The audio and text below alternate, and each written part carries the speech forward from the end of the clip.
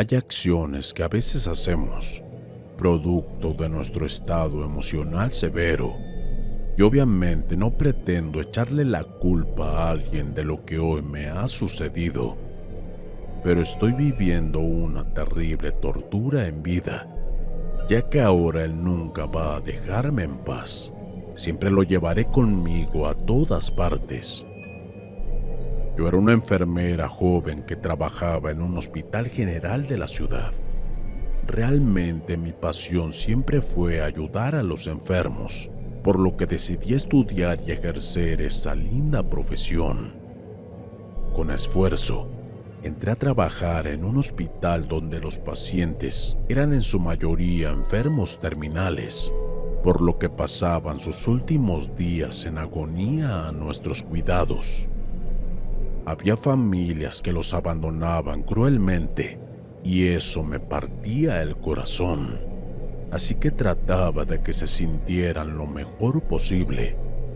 Me consideraban la enfermera más paciente y noble, y es que era obvio que amaba mi profesión y para mí siempre era un privilegio ayudar y atender a los enfermos. Pasaron unos meses y de repente llegó un doctor al área de oncología. Esto era un alivio para el hospital, ya que el antiguo doctor había pedido su cambio para otra institución. El doctor se presentó con todos nosotros, médicos y enfermeras, y en el momento en que lo vi, sus ojos se clavaron en mi pecho, ya que me pareció demasiado apuesto. Dirigió su mirada hacia mí y no pude evitar sonrojarme. Al parecer se dio cuenta de que su sola presencia me había puesto muy nerviosa. Por tal motivo se acercó muy amablemente a saludarme. Desde ese momento comenzamos a tratarnos y poco a poco se fue dando una hermosa amistad. Tiempo después surgió un romance que me traía demasiado feliz, ya que pensaba que la dicha había sido tan generosa conmigo al poner en mi camino a un hombre como Alejandro. Yo estaba completamente enamorada y él al parecer de mí. Bueno, eso es lo que me demostraba al principio. Pasó un buen tiempo desde que nos habíamos hecho novios y por fin llegó el momento de unir nuestras vidas en matrimonio. Desde ese entonces toda mi vida era perfecta. Tenía al hombre que amaba a mi lado y con la feliz noticia de la espera de nuestro hijo. Sin embargo, no todo iba a durar para siempre. Bien se dice que a veces la felicidad que tenemos debemos disfrutarla al momento, pues no sabemos por cuánto tiempo nos va a durar. Y ese dicho en mi vida fue tan cierto. Meses después, Alejandro comenzó a cambiar sus tratos hacia mí. Incluso a pesar de que sabía perfectamente que estaba embarazada, su humor y sobre todo su actitud eran ya tan diferentes. Siempre explosivo con lo que no le parecía, y nuestras discusiones eran de manera recurrente y sin razón. Comencé entonces a estresarme, pues el trabajo y las peleas con mi esposo me hacían sentir muy mal de salud. Pero a pesar de que hablaba con él, no me escuchaba y su actitud hacia mí era aún peor. Tristemente pasó lo que nunca esperaba. Un día recibí un mensaje de texto a mi número que decía: estúpida, ¿cuándo vas a dejar a Alejandro? Maldita la hora en que concebiste a un chamaco. Ahora él no se quiere divorciar aún de ti. Aquel texto me desconcertó totalmente, ya que no sabía quién me lo había mandado. Le marqué, pero en esos momentos me mandaba a buzón. Recordé la extraña actitud de mi esposo, sus llegadas tardes, sus ausencias en fines de semana por días. sus vacaciones fuera de casa sin que me llevara, etc. Todo tenía lógica y entré en un llanto inconsolable. Cuando Alejandro llamó, le reclamé de aquel texto y con su profundo descaro no lo negó para nada. Al contrario, me hizo entender que estaba conmigo por el bebé, pero ya no soportaba más vivir a mi lado porque ahora se había enamorado de otra mujer, que lo perdonara, pero que se iría de la casa en cuanto naciera el niño. Furiosa me lancé a su rostro golpeándolo una y otra vez. Las lágrimas empapaban mis mejillas y no me dejaban pensar con claridad. Terminé de sacar todo mi dolor, golpeándolo con todas mis fuerzas. Después, Alejandro se dirigió a tomar algo de ropa y se fue en el auto, y solo me dijo por última vez: «Perdóname, no quise que pasara, pero pasó». Desconsolada, entré a la regadera y mientras el agua fría caía por todo mi cuerpo, recordaba las promesas de amor de Alejandro. El día que nos conocimos, nuestra boda y la noticia del embarazo. Todo se había desmoronado y sentía que mi mundo se había hecho pedazos. No tenía fuerzas para seguir. Pronto, un dolor en el vientre dejó que la sangre escurriera por las piernas. Asustada, llamé a una ambulancia para ir al hospital de emergencia, pues al parecer tenía una amenaza de perder a mi pequeño. Llegué para que me atendieran y yo estaba muy asustada y temía por mi bebé. Rezaba 1001 veces para que todo saliera bien.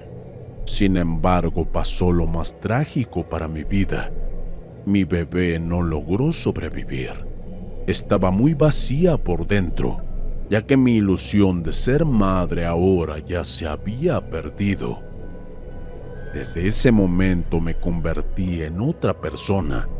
La chica llena de vida, amable, paciente, esa que amaba su profesión ya no existía. Ahora se había transformado en otra mujer, una mujer miserable. Aquí comenzó mi nuevo yo. Regresé a trabajar lo más pronto posible, pues entre más estuviera mi mente ocupada no iba a seguir torturándome con esos recuerdos.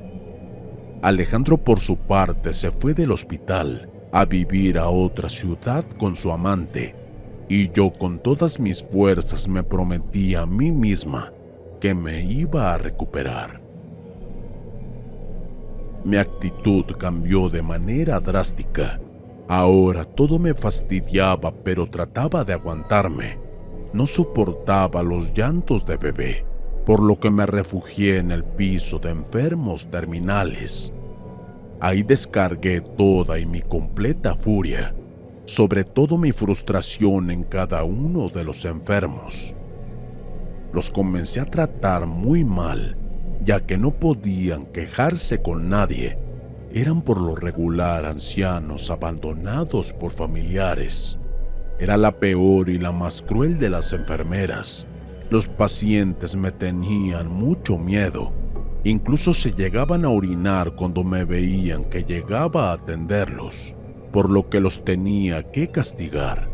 No soportaba tanta suciedad en aquellos ancianos y mucho menos los iba a asear después de que hacían sus necesidades. No toleraba todo eso y de hecho me daba un terrible asco. Comencé a lastimar a aquellas pobres personas. A veces se administraba dosis de medicamentos que no eran, y así pronto se iban de este mundo más fácilmente y me liberaba de trabajo. Claro, siempre lo hacía con precaución y realmente nunca me llegaron a descubrir hasta la fecha. Aún no sospechan de mí. Odiaba lidiar con gente enferma todo el tiempo. No soportaba sus quejidos en agonía. Lo anterior me hacía ayudarles a morir de manera rápida. Yo sabía en realidad en lo que me había convertido, en alguien cruel, en una despiadada que arrancaba la vida. Pero ya nada me importaba en este mundo, absolutamente nada. Una mañana, llegó un hombre de edad avanzada para ser hospitalizado. Lo traían un hombre y una mujer de carácter arrogantes. Ellos solo lo dejaron en manos de los médicos y se retiraron completamente. Pensaban que tal vez iban a regresar, pero pasaron días sin saber nada de aquellas personas. Le pregunté al anciano por sus familiares y solo me dijo: estoy solo, ya no tengo a nadie. De esta manera aquel hombre ingresó al hospital y para mí era un fastidio, pues tenía que atenderlo y eso me causaba enojo y frustración. Aquel anciano experimentó mi más brutal amargura y furia por la vida. Como ya era un hombre de edad muy avanzada, apenas si podía moverse, por lo cual pensaba en acabar con él de una vez. Total, para el viejo iba a ser un alivio la muerte y para mí un cargo menos. Pero algo me detenía y no me permitía arrancarle la vida con algún sedante. Sin embargo, tuve que lidiar con los cuidados que requería, sobre todo porque ya no controlaba sus necesidades y obviamente tenía que cambiarlo. Cansada de estar aseando al viejo y ponerle un nuevo pañal, yo sé que fui cruel en ese momento, pero no me importó. Así que amarré su zona íntima para que no orinara a cada rato. Aquel hombre solo me miraba con odio, desprecio y al mismo tiempo con tristeza. Pero mi necesidad por sacar mi frustración y odio hacia la vida me hacía seguir haciendo aquellos horribles y crueles actos. Una noche, antes de acomodar en su cama al anciano, se me había olvidado desamarrar su zona íntima, así que escuché sus quejidos mirándome, y por primera vez escuché su voz que decía: por favor, y me señalaba que le quitara aquel hilo quirúrgico que le había puesto. Desesperado, tomó mi mano y me apretó tan fuerte que sentí un dolor intenso. Enojada y al mismo tiempo furiosa, le di un golpe en el rostro para que me soltara y en ese instante sentí que algo entró a mi cuerpo como una espesa nube negra. De repente, tomé una almohada y me dirigí al anciano. Subí a la cama donde él se encontraba y con la almohada presioné con todas mis fuerzas hasta que el anciano poco a poco dejó de latir su corazón y moría a causa de ese acto. Ya había cometido un crimen más, pero ya sabía qué hacer en estos casos. Y no iban a sospechar nunca de mí como hasta ese momento. En mi pensamiento decía que había sido lo mejor. De lo contrario, no sabía hasta dónde lo iba a seguir lastimando. Retiré la almohada del rostro de aquel hombre. Tenía los ojos abiertos, pero juraría que se tornaron de un color rojizo, y cuando me le quedé mirando, un pequeño destello de luz salía de ambos ojos y sentía que aún después de muerto me seguía mirando. Me acerqué a acomodarlo en la cama para que nadie sospechara de que se le arrancó la vida, y justo cuando le cambiaba el pañal, me tomó de la mano diciendo unas palabras con una voz ronca y tenebrosa: has terminado con mi vida y eso me alegra. pero fuiste muy cruel conmigo y con más personas como yo abandonadas. Por eso tienes que pagarlo en carne propia, y desde hoy yo seré por siempre tu sombra. Hagas lo que hagas, no podrás deshacerte de mí, ya que siempre estaré por la eternidad contigo. Las palabras de aquel hombre que juraría que ya estaba muerto me estremecieron de miedo por completo. Así que le tomé el pulso, pero no había ninguna duda. Ya estaba muerto. Traté de olvidar el suceso. A la mañana siguiente le diagnosticaron muerte por infarto y se lo llevaron a la fosa común del hospital. Por fin ese hombre se había ido. Me sentía tranquila y un poco más descansada. Mi guardia terminó esa noche y me fui a casa. El director del hospital me asignó unos días de descanso y como me sentía exhausta no dudé en tomarlos. Al llegar a casa, el ambiente se sentía muy extraño y tenía una sensación en mis hombros de pesadez. Me preparé un café y la ducha para relajarme un rato. Realmente aquel viejo me había fatigado, pero qué bueno que ya se había ido. Era lo mejor. Me dirigí al baño para prepararme y ducharme. Entré a la regadera y el agua caliente me hacía sentir muy bien. Y justamente cuando estaba secando mi cuerpo, sentí algo que tocó mi hombro. Luego otra vez y otra, donde la última vez me causó un ardor terrible. Y al mirar en el espejo mi hombro tenía una quemadura. Al levantar la vista detrás de mí, Dios, había un ser descarnado que parecía la misma muerte. Sus ojos eran rojos y brillantes. Su piel caía de su rostro que dejaba ver la dentadura como una calavera huesuda. Sus manos que parecían hueso tocaban nuevamente mis hombros y me quemaban al mismo tiempo. Grité de dolor en ese momento. Salí del baño llena de horror y miedo porque sabía que aquel ser no era de este mundo. Giré la mirada para todas partes, pero esa entidad, o lo que fuera, ya no estaba. Me dije a mí misma que no debería tener miedo, ya que esas cosas no existían. Me tomé un té y traté de calmarme para dormir un poco. Me recosté en mi almohada y cerré los ojos. Sentía que dormía profundamente y el cansancio me llevaba a mis sueños. Me vi en un cuarto de hospital.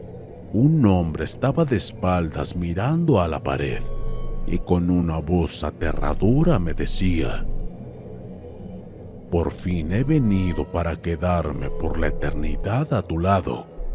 Hagas lo que hagas, nunca me iré.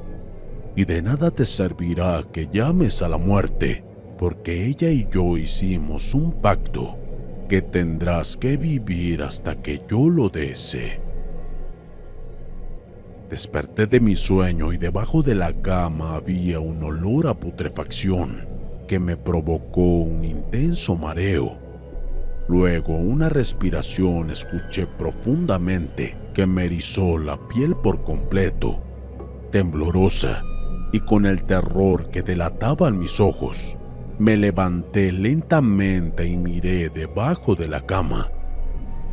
El miedo me estremeció por completo al ver un cadáver con los ojos rojos, abiertos, justo debajo de mi cama, y de repente una de sus descarnadas manos sujetó mi pierna, ocasionando una regresión al pasado, donde me recordaba cómo lastimaba y le arrancaba la vida a aquel anciano. Mientras intentaba liberar mi pierna, en su otra mano me di cuenta que traía puesta la misma esclava de plata que traía aquel anciano del hospital al que le había arrancado la vida. Desde aquella noche mi vida ha sido un infierno. Aquella entidad no se separa de mí ni un momento. En ocasiones es violenta y me llega a golpear. De nada sirve buscar ayuda, porque no logro que me crean. Intenté entonces acabar con mi vida, pero me es totalmente imposible, porque en mis sueños al anciano al que le arranqué la vida a sangre fría, me visitó para decirme que no iba a poder terminar con mi vida hasta que pagara en carne propia todo el mal que les había hecho a esos enfermos. Huí de casa y dejé el hospital y ahora vago por las calles en busca de algo para comer. Pero él me sigue a todas partes. Solo Dios sabe hasta dónde tendré que pagar mi cruel castigo, pues comprendí que ninguna de esas personas a las que le arranqué la vida eran culpables de lo que la vida me había hecho pasar. No tuve piedad al haber hecho eso, al lastimarlos cruelmente, por lo que ahora estoy condenada a mi propio infierno, como castigo que la muerte me ha dado.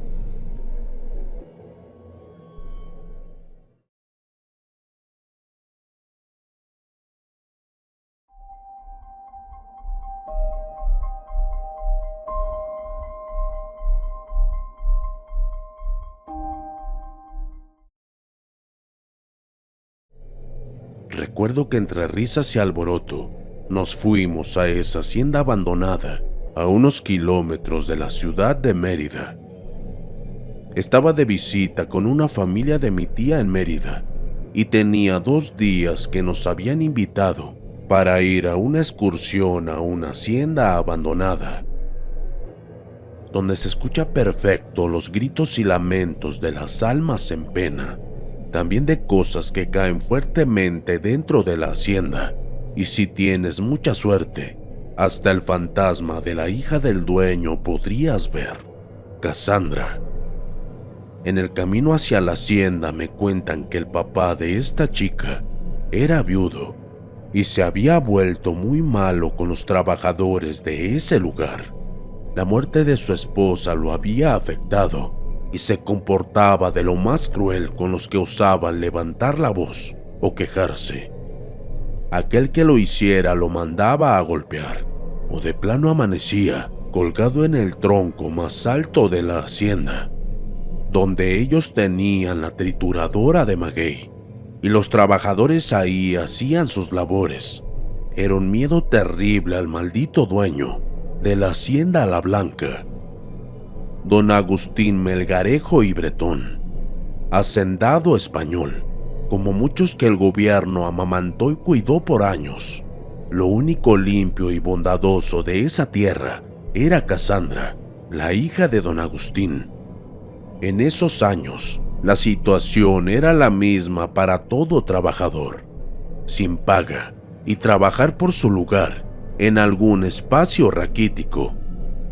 Un pedazo de pan y agua para sus familias, aparte soportar las injusticias del trato del patrón y sus capataces. En la hacienda La Blanca, la única que se compadecía era esa niña, y todos los trabajadores la querían y la respetaban, mas no a su papá, lo odiaban a morir. Un día, sin saber cómo, llegó un joven moreno y de buen porte a esa hacienda, pidiendo un poco de agua y pan. Por suerte don Agustín no se encontraba, había salido a buscar provisiones a Mérida. Cassandra lo observó cuando llegó y salió a ver qué era lo que deseaba. Un capataz lo había corrido y ella lo detuvo. «Largo de aquí, maldito muerto de hambre. Aquí se trabaja duro por un cacho de pan y agua. No se regala nada. Largo de aquí que el patrón no está. Cassandra escuchó todo y contestó: no está mi padre, pero estoy yo, y yo aquí mando. ¿Estamos claros, Simeón? El capataz hasta brincó de la impresión, ya que no la había visto. Señorita Cassandra, claro que sí, pero su padre me castigará si lo dejo entrar. Ya sabe cómo es. Sí lo sé, pero yo me haré responsable de esto, así que déjalo pasar. No en vano era la hija de don Agustín. Cuando debía ser fuerte lo era. Ya no dijo nada y solo le hizo una señal al joven para que pasara.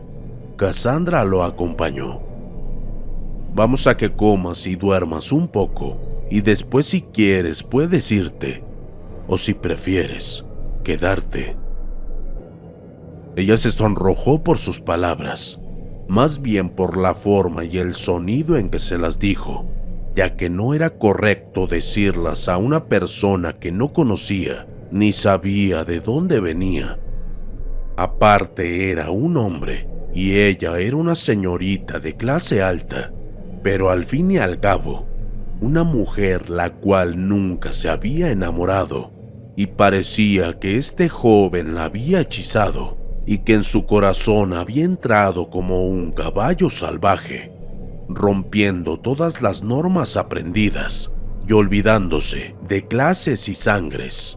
El amor apasionado y loco la había infectado peligrosamente. Lo dejó en la cocina y subió a su cuarto. Al mirarse en el espejo notó algo diferente en sus ojos, en su boca. En toda ella había un cambio notable. Era feliz. Al fin había encontrado el amor y no lo dejaría escapar, así se le fuera la vida en ello. Cuando llegó don Agustín, enseguida Simeón lo puso al tanto de lo ocurrido y de inmediato fue a buscar a Cassandra. ¿Qué locura es la que tramas, muchacha? ¿Acaso estás mal de la cabeza? ¿No sabes quién es? ¿De dónde viene? ¿Qué clase de hombre sea? No se va a quedar aquí. Se va a largar de inmediato. Papá, ese joven es inofensivo. Lo traté y me dijo que viene del puerto de Progreso y que solo busca trabajo y un lugar donde quedarse. Déjalo, papá. Ya luego que se mejore, que se pueda marchar. Ándale, papi. Me da mucha pena por ese muchacho. Es muy joven. Hazlo por mí. Y lo abrazó. Ella sabía convencer a ese duro corazón, el único ser que don Agustín no podía negarle nada. ¿A qué jovencita? Está bien, solo que se recupere y se me larga de inmediato. Se levantó y se fue dándole la espalda.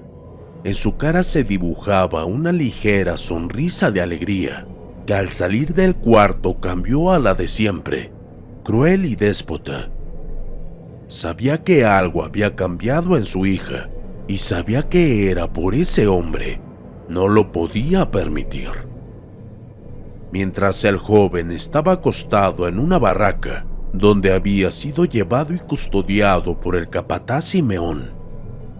Al llegar don Agustín a esa barraca, Simeón desapareció a esperar afuera. Después don Agustín entró. A ver, tú desgraciado, ¿qué haces en mis tierras? ¿Qué deseas, maldito? De aquí no sacarás nada, cabrón. Estás vivo por mi hija. Pero si no te vas en el transcurso de la noche, amaneciendo te mando a perder o a ejecutar. ¿Me escuchaste, maldito?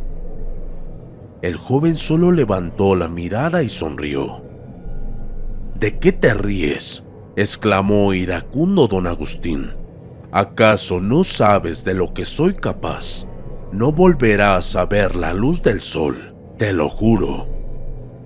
Don Agustín temblaba de la tremenda rabia y odio que su corazón sentía, pero de pronto, su cara de enojo y valentía cambió. Sus pupilas se dilataron y su boca se abrió más de lo normal, y al caminar hacia atrás no pudo ver la mesita de madera ni las sillas rotas, donde humildemente comía la gente, y cayó de espaldas. Estaba pegando unos gritos espantosos al ver cómo ese joven fue cambiando de forma. Cassandra había bajado para ir a ver a ese joven que aún no sabía ni cómo llamarle. Ya había salido de la hacienda y se dirigía a las barracas cuando se encontró con Simeón, que venía corriendo con cara de espantado.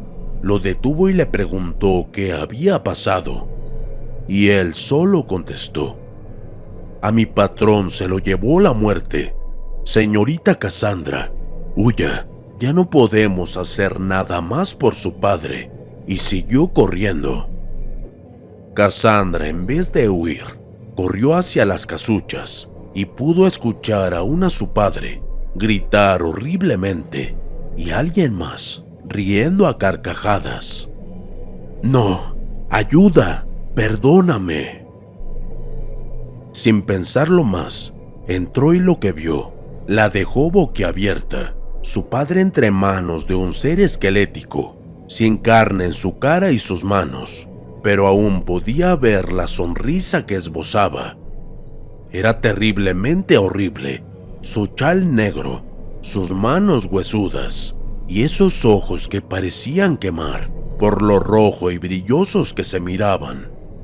Daban un terror tremendo que solo el amor y la lealtad de alguien podrían soportar. «¿Quién eres? ¿Por qué le haces daño a mi papá? Por favor, no lo dañes. Si eres el joven que ayudé, por favor, ayúdame ahora a mí». «Me preguntas que quién soy. Tengo muchos nombres: Hapuch, Yunkimil, Señor de la Muerte. Y vengo por la vida de tu padre. Ya ha dañado mucho. Los campesinos me han ofrendado tanto, por tantos años, pidiendo a la muerte que venga por él, y yo vine a hacer lo mejor que hago. Me lo llevaré, y él quedará muerto y colgado en ese tronco en donde han colgado a decenas. No, por piedad, sagrada Hapuch, no me lo arrebates. Es lo único que tengo y he amado. Ayúdame a mí, por piedad, quiero pedirte algo. Ya que yo me enamoré de ese joven que vino a pedir ayuda, y yo lo ayudé, no sabía que eras tú. Hagamos un trato». La sagrada Hapuch la observó y vio que no mentía. Su corazón era limpio y en sus palabras brillaba la verdad. Por un momento ella lo observó y después dijo: «¿Qué tienes para mí que yo desee más que el alma de tu padre? ¿Qué trato deseas?» «Quiero que me lleves a mí. Te cambio la vida de mi padre por la mía. Tómala». La sagrada Hapuch nunca había hecho tratos con nadie, pero Cassandra se había ganado uno. «¿Estás segura de lo que pides?» «Sí, estoy segura. Por amor a mi padre dejo todo». «Muy bien. Haremos un trueque. Tu vida por la de él». En ese momento soltó a don Agustín de donde lo tenía aprisionado, y al mismo tiempo Cassandra fue levantada por los aires. Don Agustín, casi desfalleciendo, miró cómo la sagrada Hapuch tomaba la vida de su hija, y de una enorme luz que se abrió en un punto indeterminado, entraron el Señor de la Muerte y Cassandra. Aún pudo ver cómo su hija lo miró y le sonrió.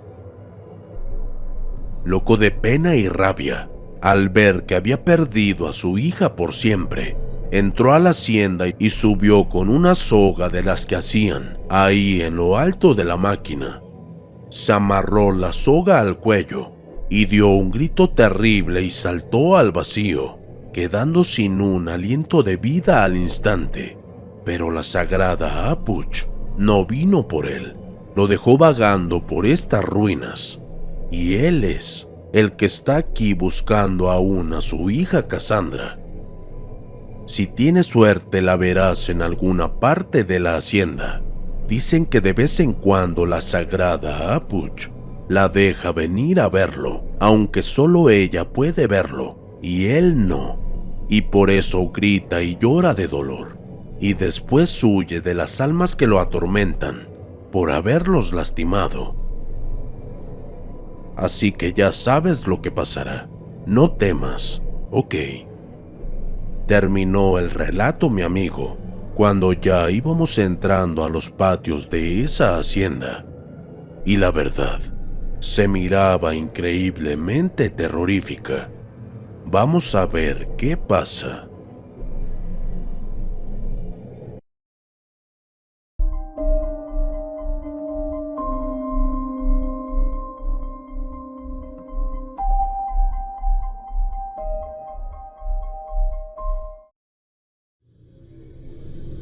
Creo que uno de los peores errores de mi vida fue cuando subestimé a la Santa Muerte. Esto sucedió hace unos cuantos años, cuando tenía 20 años de edad. Mi madre no solo era devota fiel a la Santa Muerte, también practicaba brujería con ella. No hacía maldad hacia los demás ni nada por el estilo, pero realizaba sanaciones, videncia y alguna apertura de caminos. En alguna que otra ocasión cortaba brujerías de magia negra, pero esos asuntos tan delicados solía delegarlos a otras personas quienes tenían más experiencia en ese ámbito. Mi madre era de perfil muy bajo en ese sentido. Tenía un pequeño altar en la sala del hogar, justo antes de la cocina. Allí le prendía sus velas, le dejaba comida, le ponía perfumes como ofrendas y principalmente le dejaba fruta hasta que se secara y después la tiraba.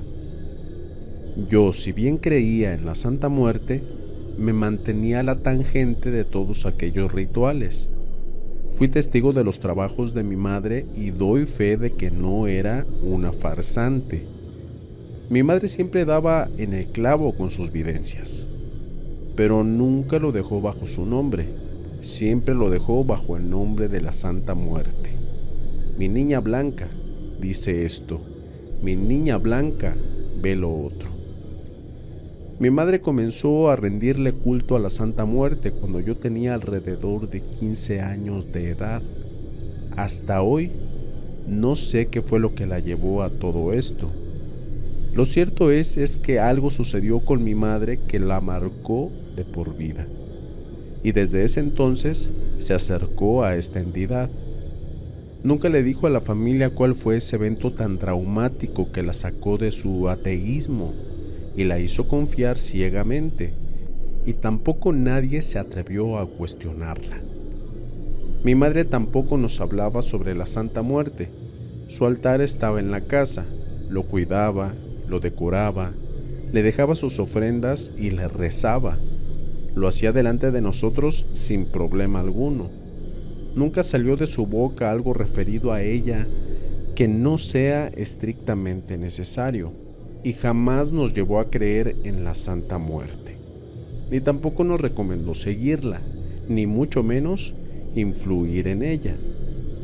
De la misma forma, nadie en la casa la cuestionaba de nada. Había cierto respeto mutuo que nació por sí solo en aquel hogar. Un día llegué a la casa luego del trabajo. Estaba hambriento y mi madre no llegaba a la casa para realizar la cena. Como no había nada listo para comer, me di cuenta de las manzanas que tenía aquella escultura de la Santa Muerte. Teníamos prohibido tocar aquellas, pero ciertamente ni caso hice. El hambre es fuerte y lo hace a uno tomar ciertas decisiones no muy inteligentes. Pensé que comer una manzana no haría daño y sería suficiente para esperar la cena.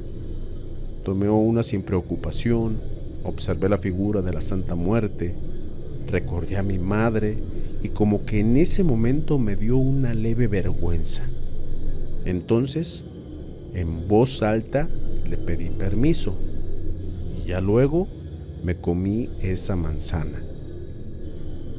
En el primer momento, creí que esa fruta llevaba tiempo en ese lugar.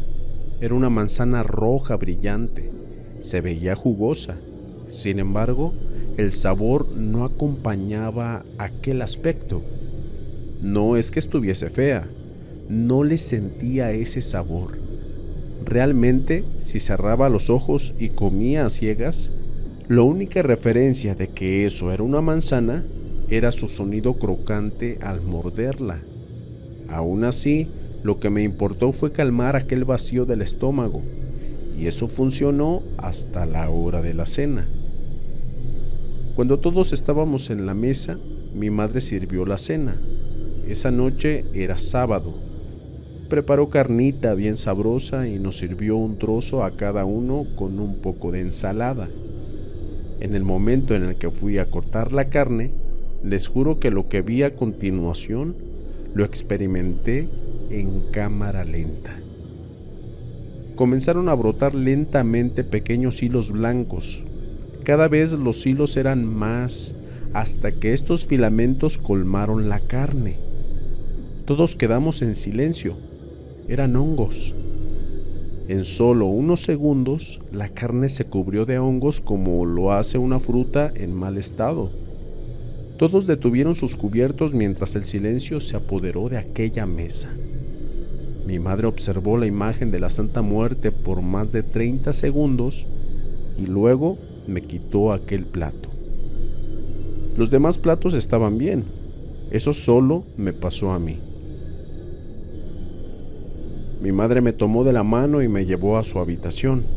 Allí me realizó la bendición con la Santa Muerte y yo me sentía como un niño de 6 años recién rezongado, con la mirada baja, rojo de vergüenza y sin decir una sola palabra. No le conté a mi madre sobre la manzana y ella no me lo preguntó. El resto de la familia se tomaron una pausa antes de continuar con la cena. Por mi parte, me fui a la cama sin comer. Desde ese día tuve problemas para alimentarme. Comía un par de bocados y a pesar de sentir hambre, no podía seguir comiendo. Y así fue durante una semana en donde perdí 7 kilos. Ya de por sí era delgado, pero luego de eso estaba en los huesos, cansado, y me acerqué a la imagen de la Santa Muerte. No había nadie en casa, así que en secreto me arrodillé ante ella y le pedí disculpas. Junté mis manos, cerré los ojos mientras le pedía perdón. Cuando abrí los ojos, me llevé una gran sorpresa. Las velas estaban encendidas. Con eso, dejé de sentirme solo en casa. Tenía la sensación de que había alguien conmigo observándome.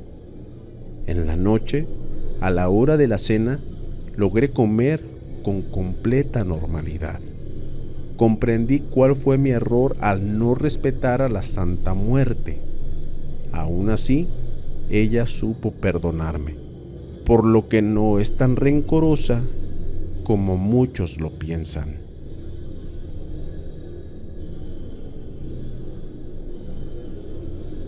El milagro de la Santa Muerte. Soy José Manuel. Vivo en Aguascalientes y esta es mi historia. Hace varios años atravesaba una situación económica muy compleja. Mi negocio quebró, mi esposa se quedó sin trabajo y las cuentas se nos fueron acumulando poco a poco. Fue un momento muy duro para ambos. Un tiempo después logramos conseguir empleo, pero no era el mismo nivel que antes. Nuestros ingresos no daban lo justo y necesario para sobrevivir, pero no podíamos pagar las deudas atrasadas y teníamos la casa hipotecada. Ya no nos aceptaban refinanciar aquella cuota. Estábamos con el agua hasta el cuello. Lo probamos todo. Tratamos de montar otro negocio, pero nos fue pésimo. A duras penas pagábamos la luz, el agua y apenas si nos alcanzaba también para la comida. No lográbamos adelantar las cuotas de la deuda de la casa. Demoramos 3 meses en cubrir una sola cuota, y así se nos fueron acumulando más y más. Nos era imposible conseguir aquel dinero. Cada vez que creímos que estábamos por salir a flote, alguna eventualidad nos sumergía más en aquella miseria. Fue una época bastante difícil, llena de noches de insomnio y mucho llanto.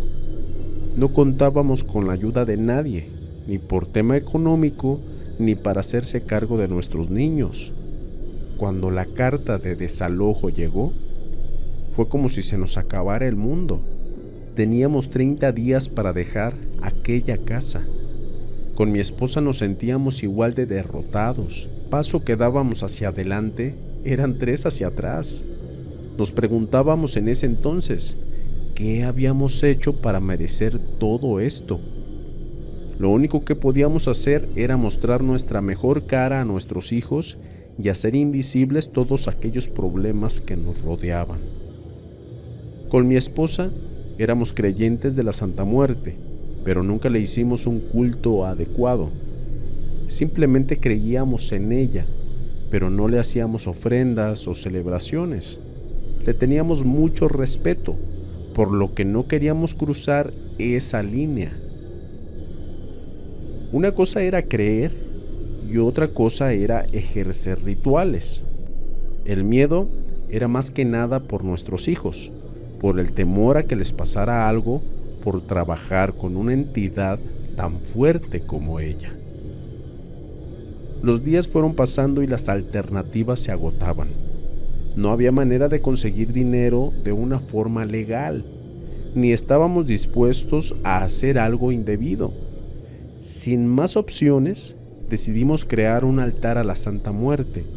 Fue muy humilde, por así decirlo, e hicimos lo que estaba dentro de nuestras posibilidades. Le pusimos muchísimo cariño. Le pedimos ayuda, que nos diera abundancia, que no nos faltara un techo. Y en cuanto le rezábamos, un curioso aroma a jazmín se llenó en todo aquel hogar. No había flores de ningún tipo, ni algún perfume similar. Ni siquiera habíamos dejado perfumes en el altar. Buscamos por toda la casa el origen de aquella fragancia sin entender qué era lo que estaba pasando. Solo nos quedó llegar a una conclusión: una señal de la niña blanca. Los días siguieron pasando. Estábamos a nada de ser desalojados. Sin esperanzas comenzamos a empacar todas nuestras cosas, aunque no teníamos ni a dónde mudarnos ni a dónde llevarlas. Debido a eso, por desesperación, pusimos nuestras cosas a la venta. Casi regalamos todo lo que teníamos dentro. No podíamos vender nada. Era como si la mala suerte fuera cada vez más y más fuerte. Todo nos salía en contra. El refrigerador y la cocina casi los regalamos con un absurdo precio, pero aún así ninguno de nuestros vecinos quiso comprar algo. Antes del último día, mi esposa despertó muy alegre. No comprendía por qué estaba tan motivada. Todo va a salir bien, me dijo mi esposa con una sonrisa rejuvenecedora. Yo entendía que todo iba a salir mal, aunque sentía una sensación de alivio increíble. Me sentía bien, sin razón alguna. Los nervios, la ansiedad, el temor, todo había desaparecido. Sabíamos que teníamos un desalojo por venir, y aún así nos sentíamos muy tranquilos. Al otro día, llegaron del banco para comenzar a hacer aquel desalojo. Una chica tocó el timbre, nos pidió nuestros datos y quedó algo pensativa. Se alejó, realizó una llamada y cuando regresó nos pidió disculpas. Dijo algo que había como un error en esa gestión. Le pregunté, sin embargo, si se iba a llevar a cabo todo esto. Ella respondió que sí, pero que no ese día. Con mi esposa no sabíamos ni qué pensar. Los días siguieron pasando mientras nuestras vidas continuaban. Aún así, teníamos las cosas empacadas por cualquier cosa. Pasaron 15 días y nosotros seguíamos ahí. Nadie nos llamó, nadie nos reclamó nada. En aquella incertidumbre, tomamos la decisión de llamar al banco y consultar por nuestra situación. Estaba todo bien con que los días bajo techo se extendieran, pero no podíamos seguir así con esa incertidumbre. Al consultar por nuestro caso, revisaron nuestra situación y, para nuestra sorpresa, no había nada. Nosotros no figurábamos como clientes del banco. Fue tanta la seguridad de aquel operador que nos recordó el nombre del banco, asumiendo que nos estábamos equivocando de banco. Pero no era así.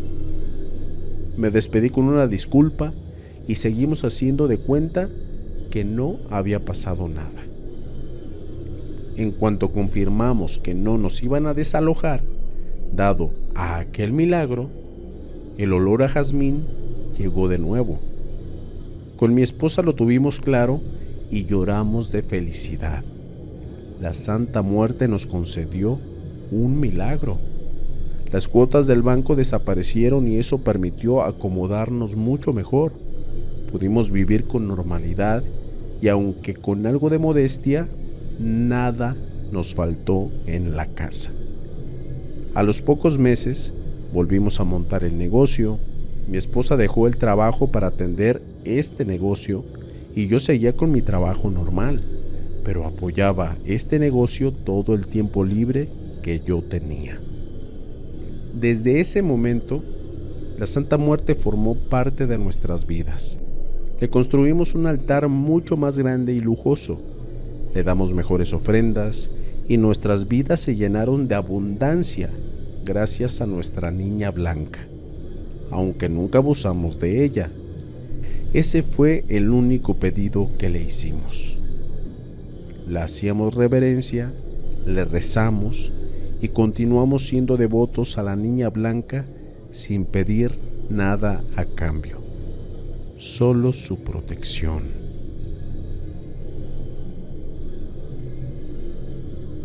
La Santa Muerte en el hospital. Esta historia se traslada a cuando fui hospitalizado tras sufrir un grave accidente de tránsito. Choqué con un automóvil, aunque no recuerdo qué fue lo que pasó. Lo último que quedó en mi memoria es estar conduciendo durante toda la noche y de pronto desperté en la camilla de un hospital. Apenas si sentía mi cuerpo y la sala estaba con las luces bajas. No había nadie a mi lado a quienes pudiese llamar. Me encontraba en una sala compartida. Podía ver al menos 5 camillas frente a mí. Tenía otras a los lados, pero no me daba mucho el cuerpo para moverme. Lo primero que intenté fue mover los pies. Sentí mis dedos moverse. Eso me dejó algo tranquilo. Mi primera idea que se me vino a la mente fue haber perdido las fuerzas. Mi respiración era débil y si inhalaba muy hondo, me daba cierta puntada sobre las costillas. Al cabo de unos minutos una enfermera llegó y ésta se dio cuenta de que estaba despierto. Me dijo que me quedara tranquilo, que todo estaba bien. Enseguida llegó un doctor, quien me dio una explicación de lo que me había pasado. Me rescataron de un accidente como bien les conté antes. Mi coche chocó contra un camión sin tener claro quién fue el de la imprudencia. Advirtió que tuve fuertes golpes y que mi condición no ayudaba por los golpes internos. Años atrás había sufrido un infarto, por lo que tenía un 20% menos de rendimiento cardíaco de lo normal. Esa deficiencia provocaba ciertos problemas. Estaba con la presión alta y costaba que me la bajaran. Si bien pasaba por un proceso de recuperación, tenía que estar muy atento a mi medicación. Por momentos me daban fuertes dolores de cabeza y a veces náuseas y algo de mareos. Quería que terminara aquel sufrimiento de una vez por todas. Dudaba si iba a salir de aquella situación. A veces me sentía mejor, pero había momentos en que todo el pecho me dolía de tan solo respirar. Incluso tenía miedo de solo dormir. Sufría de cierto pánico de quedarme dormido para jamás despertar. Como fiel devoto a la Santa Muerte, le pedí consuelo. Los dolores no terminaban y yo ya no los soportaba. Recuerdo que una noche cerré los ojos y le pedí que me salvara o que de una vez me llevara, que no me dejara sufrir de esa manera. Cuando la actividad cesó en la sala, logré dormirme por un rato.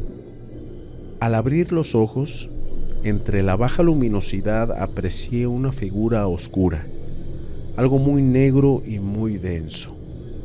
Traté de prestarle atención, pero los mareos y mi visión borrosa no me dejaban ver los detalles.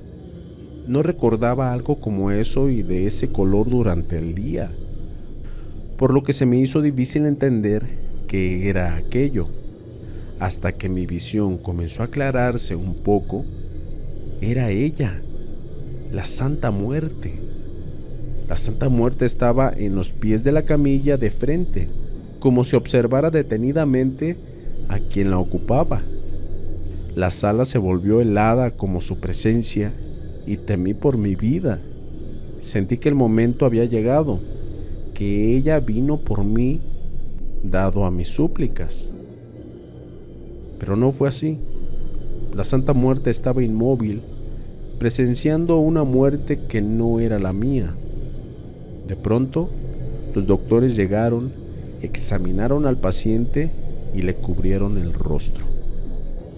Pocos minutos después se lo llevaron y la Santa Muerte lo siguió mientras éste se iba. En cuanto ella se marchó, todo este frío desapareció. Al otro día consulté por el paciente. Había fallecido por una complicación en el hígado. Yo seguía con malestares y dolores. Los calmantes cada vez me hacían menos efectos. Cuando creí que estaba mejorando, las articulaciones comenzaron a matarme. Los hombros, las rodillas, los talones y sobre todo las caderas me dolían como si algún líquido me retorciera por dentro. Para mí, la hora estaba cerca, pero esta no llegaba. 2 noches después, abrí los ojos y la vi de nuevo, esta vez a los pies de mi cama. Me di cuenta de que ella observaba hacia otro lado. Miraba al sujeto que estaba a mi izquierda y el frío llegó de nuevo con su presencia. Traté de estirar mi mano hacia ella y recuerdo soltar un quejido cuando mi hombro se retorció del dolor. La Santa Muerte giró levemente su rostro hacia mí. Logré apreciar parcialmente una calavera tras la tela negra que lo cubría. Ella alzó las manos con mucha lentitud y calma.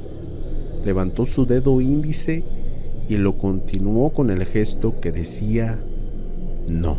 Luego regresó a su postura anterior mientras observaba a aquel hombre. Giré mi cabeza hacia un lado para apreciar a un anciano. Nos mirábamos a los ojos. Me sonrió con ternura. Me dijo adiós como si supiera que su destino ya estaba marcado, para luego cerrar los ojos por última vez. Minutos más tarde los médicos llegaron. Una de las doctoras atravesó a la Santa Muerte demostrando que esa figura era incorpórea, y al momento de llevarse a aquel hombre, la Santa Muerte se alejó detrás de él. Pero antes de terminar y desaparecer, ésta se detuvo y me observó brevemente y luego siguió con su camino, al igual que la ocasión anterior. Con su partida, el frío del ambiente desapareció. En ese momento el cansancio me llegó de golpe y me quedé completamente dormido. En la mañana siguiente desperté con tos y para mi sorpresa el pecho ya no me dolía. Me sentía mucho mejor, me senté en la camilla y una de las enfermeras vino por mí. Le dije que estaba bien, que podía moverme. Me sentía mucho más delgado y pude apreciar los moretones en mi cuerpo, pero definitivamente estaba fuera de peligro. A las horas, mi hija llegó. Ella se encontraba del otro lado del país y no había podido llegar antes. Se puso a llorar en cuanto me vio porque los médicos le habían avisado que no sabían si yo iba a sobrevivir. Pero ahí estaba yo, teniendo una segunda oportunidad. No me quedó claro si la Santa Muerte me ayudó o simplemente me ignoró porque no era mi momento. Me quedé con esa duda para siempre. Lo cierto es que me quedó totalmente grabado, que mi niña blanca me dijo que no era mi hora. Entre las voces de lo desconocido, te desea buenas noches.